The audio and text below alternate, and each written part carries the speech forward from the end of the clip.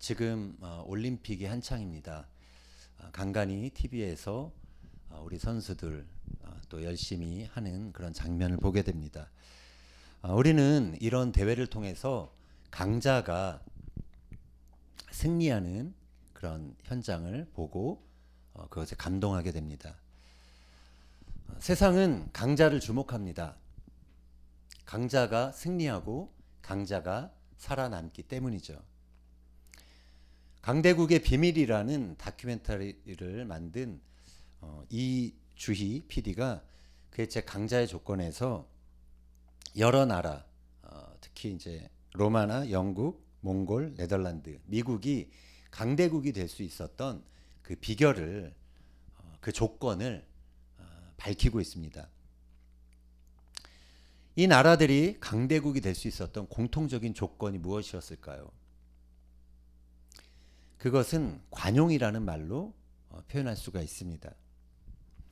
이 나라들은 비록 많은 나라들을 이제 점령하지만 그 민족들의 어떤 다양한 그런 구성원들, 다양성을 인정하고 또 그 민족의 뛰어난 인재들과 함께 기술 혁신을 이루었기 때문에 그래서 강대국이 되었다라는 그런 이제 논지로 이 책을 전개하고 있습니다.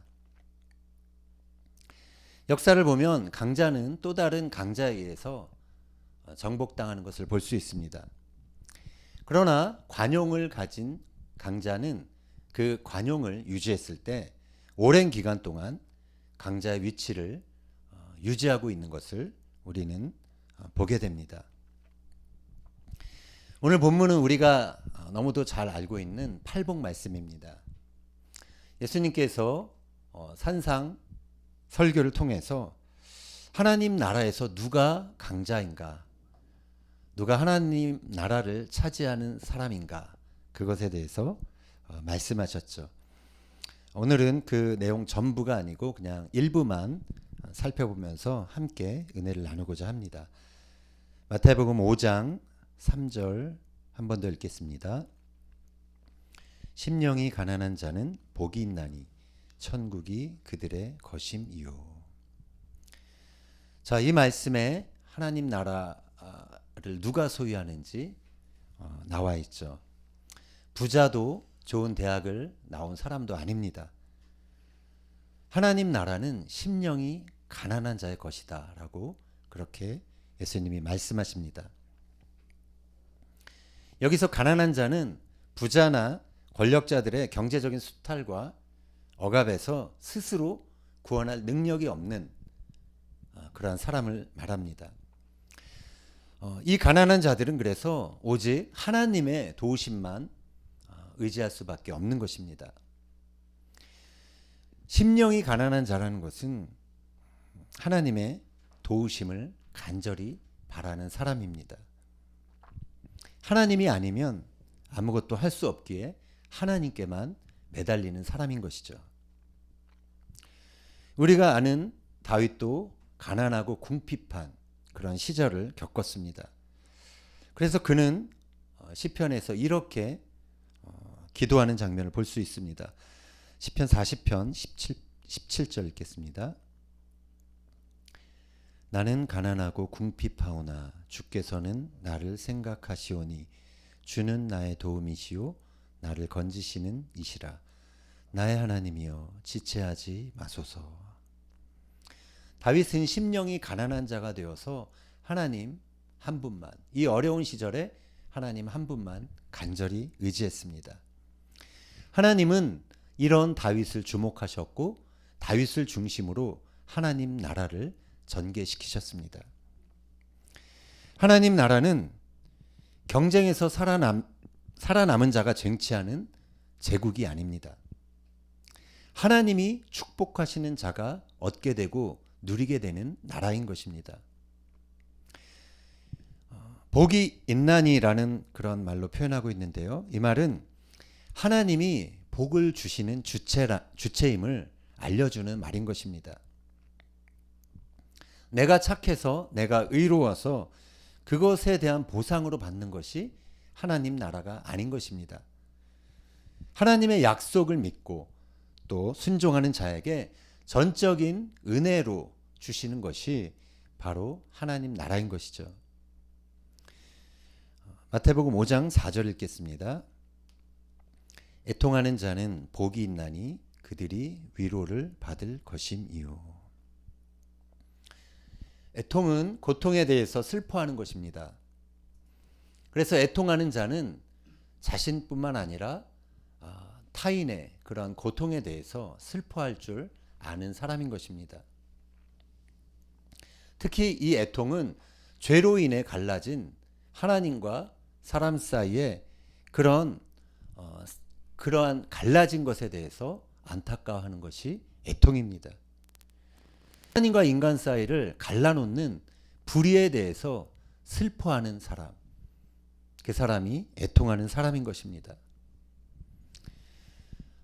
그로 인한 고통의 이유가 무엇인지 하나님의 뜻을 묻고 또 그것을 발견하여 하나님의 뜻 가운데로 다시 회복하기를 원하는 것, 그것이 바로 애통하는 사람의 마음인 것입니다.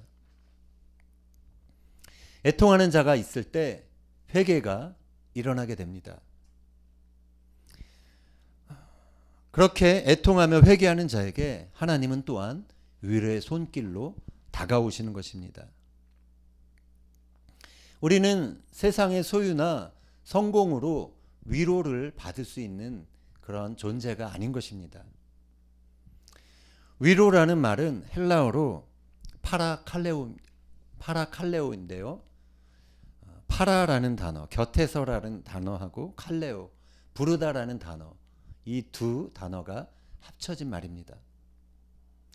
하나님이 우리 곁에서 우리의 이름을 불러주실 때 우리는 위로를 얻게 되는 것입니다.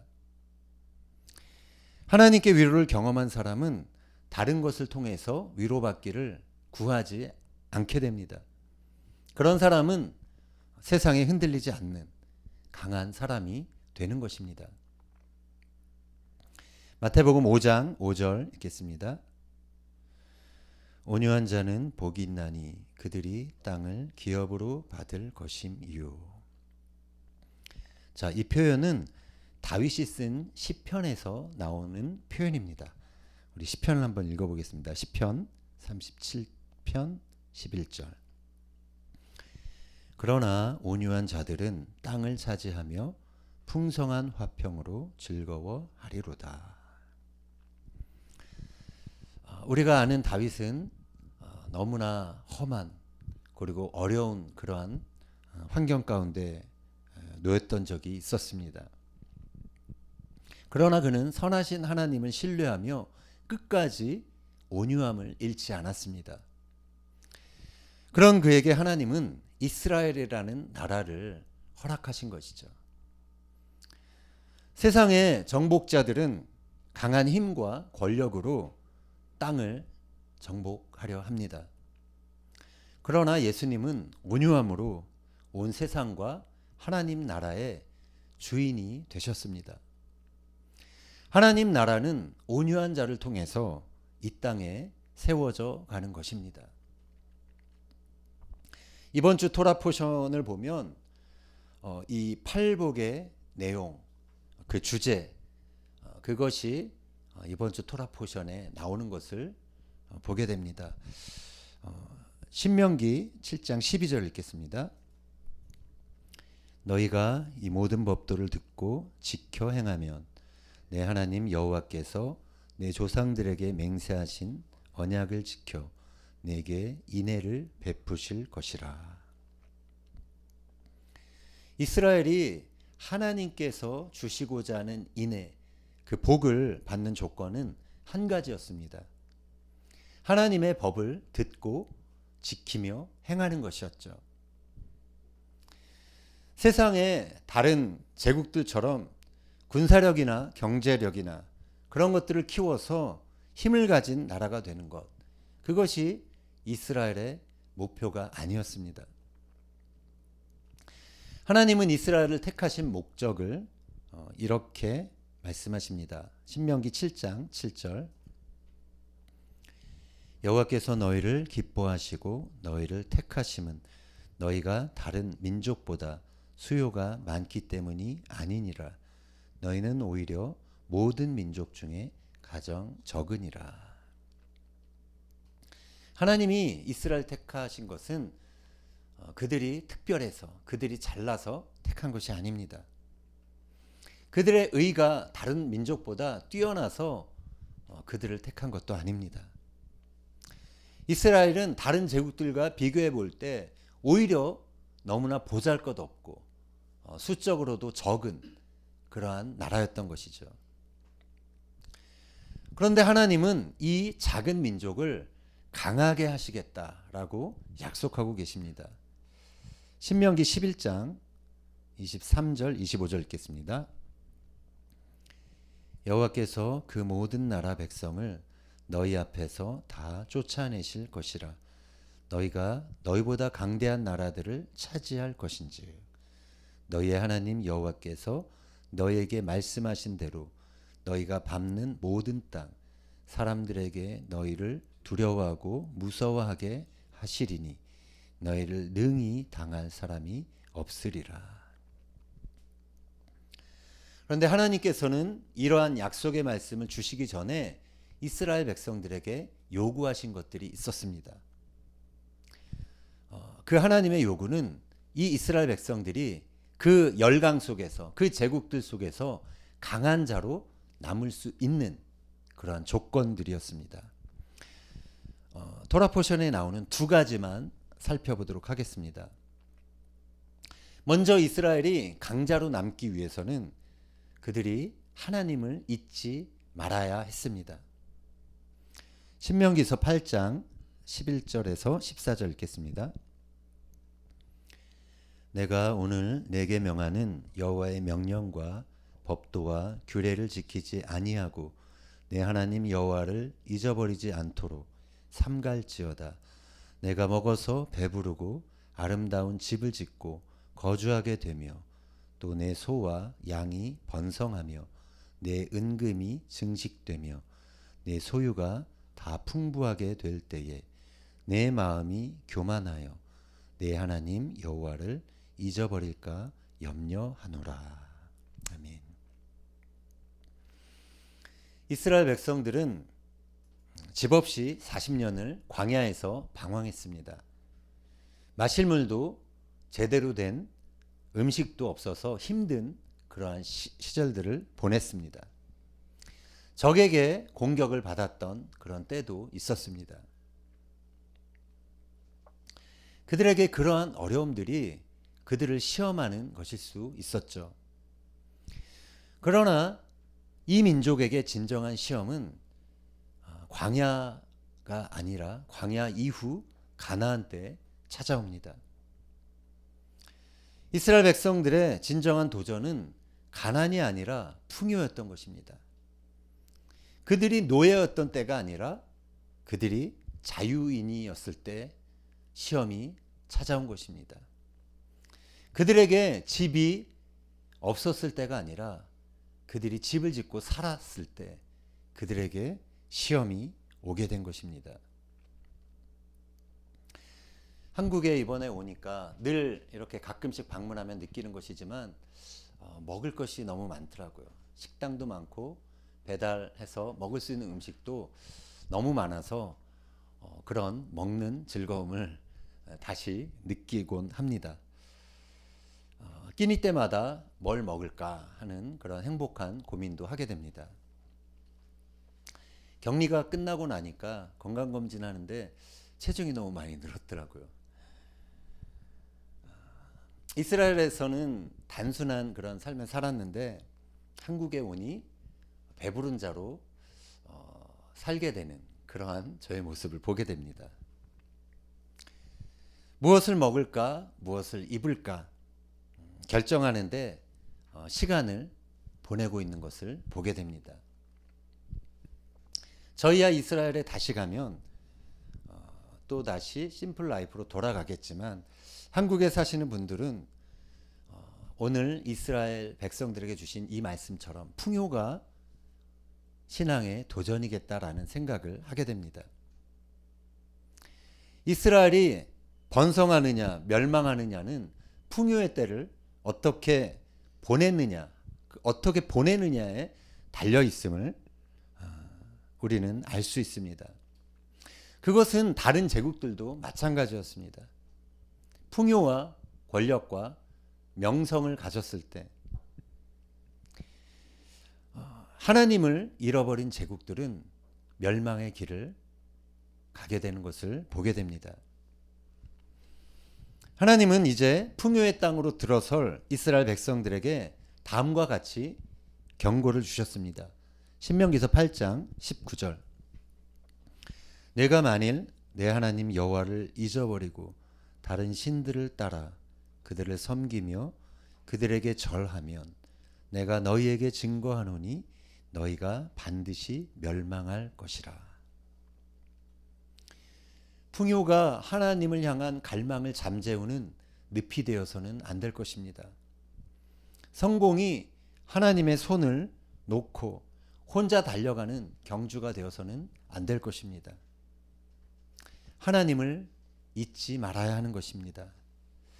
먹어서 배부르고 아름다운 집을 장만하고 좋은 차에 주식이 증식되며 소유가 다 풍부한데 한 가지 하나님을 잊고 산다면 우리는 그러한 길에서 돌이켜야 하는 것입니다. 하나님께로 돌아가야 하는 것입니다. 세상에서는 물질을 많이 소유한 자가 강한 자처럼 보일 것입니다. 그러나 정말 강한 사람은 하나님 한 분을 소유한 사람입니다. 그분의 강한 손과 편팔을 의지하는 자가 정말로 강한 자인 것입니다. 이스라엘이 강자로 남기 위한 두 번째 조건이 있습니다. 그것은 하나님의 정의와 사랑을 그들의 삶에서 행하는 것입니다. 신명기 10장 12절 이하 보겠습니다. 이스라엘아, 내 하나님 여호와께서 내게 요구하시는 것이 무엇이냐? 곧 내 하나님 여호와를 경외하여 그의 모든 도를 행하고 그를 사랑하며 마음을 다하고 뜻을 다하여 내 하나님 여호와를 섬기고 내가 오늘 네 행복을 위하여 내게 명하는 여호와의 명령과 규례를 지킬 것이 아니냐. 하나님의 명령, 하나님의 규례를 지키는 것, 그것은 하나님을 위한 것이 아닙니다. 우리의 행복을 위한 것입니다. 신명기서 10장 17절이야 읽겠습니다. 너희 하나님 여호와는 신 가운데 신이시며 주 가운데 주시요 크고 능하시며 두려우신 하나님이시라. 사람을 외모로 보지 아니하시며 뇌물을 받지 아니하시고 고아와 과부를 위하여 정의를 행하시며 나그네를 사랑하여 그에게 떡과 옷을 주시나니 너희는 나그네를 사랑하라. 전에 너희도 애굽 땅에서 나그네 되었음이니라. 아멘. 하나님은 사람을 외모로 보지 않습니다. 근데 한국에 나와 보니까 자꾸 외모에 신경이 가게 되더라고요. 이스라엘에서는 대충 입고 다녀도 괜찮았는데 한국에 나와 보니까 우리의 차림새가 참 촌스럽구나 그런 느낌을 갖게 되더라고요. 모세는 계속 하나님이 어떠한 분이신지를 묘사합니다. 하나님은 뇌물을 받지 않으신다. 하나님은 고아와 과부를 위하여 정의를 행하신다. 하나님은 나그네를 사랑하여 그에게 떡과 옷을 주시는 분이다. 모세가 하나님을 이렇게 묘사하고 있는 이유가 무엇일까요? 그것은 우리도 이러한 하나님처럼 살라는 그러한 도전인 것입니다. 우리는 이 말씀을 통해서 하나님을 더욱 닮아가고 하나님이 기뻐하시는 일에 동참하도록 권면을 받게 됩니다. 우리가 하나님이 하셨던 일들을 더 많이 행할수록, 그리고 우리가 더 많은 사랑과 관용으로 이웃을 대할수록 이 세상엔 하나님 나라가 임하게 되는 것입니다. 세상에서는 군림하는 자가, 높은 지위에서 군림하는 자가 강한 자처럼 보이겠지만, 하나님 나라에서는 이처럼 겸손히 하나님의 통로가 되는 사람, 그 사람이 강한 사람인 것입니다.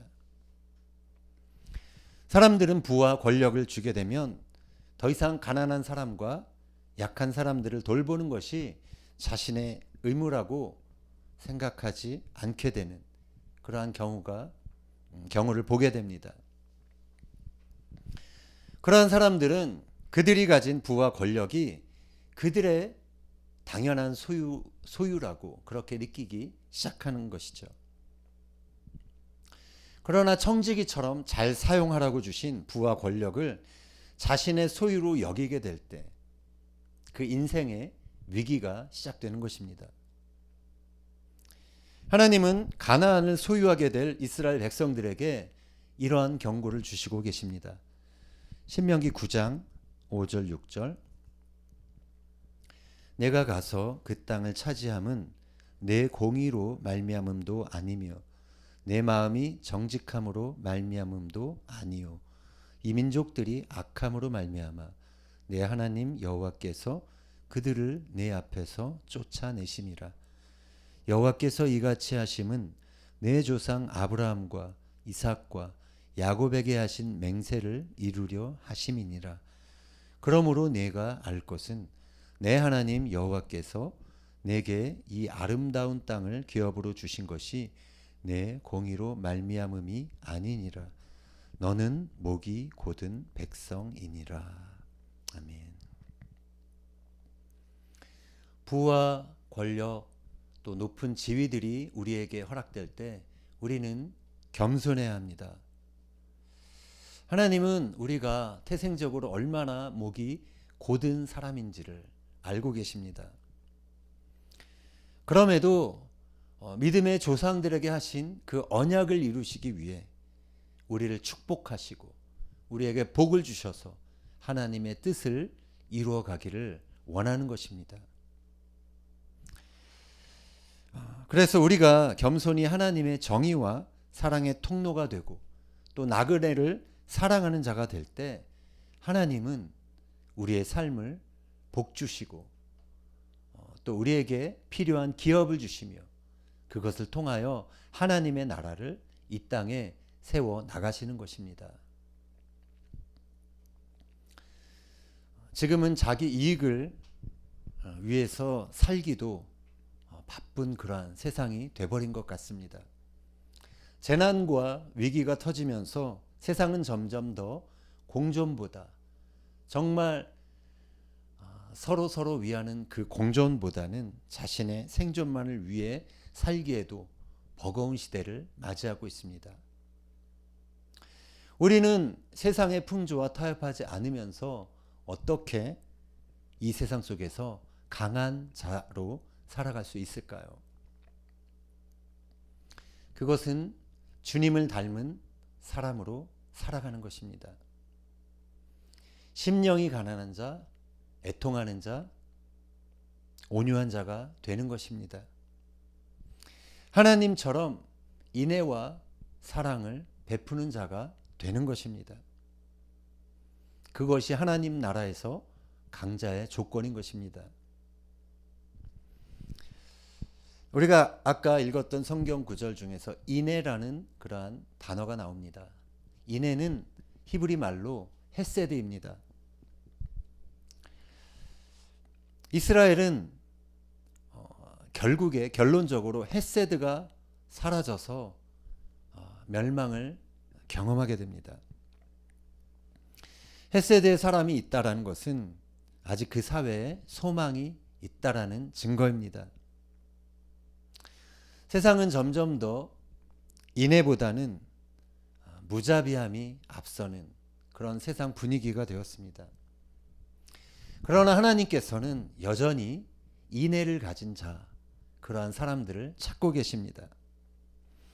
헷세드의 사람을 통해서 하나님 나라의 구원 역사를 이루어 가길 원하고 계십니다.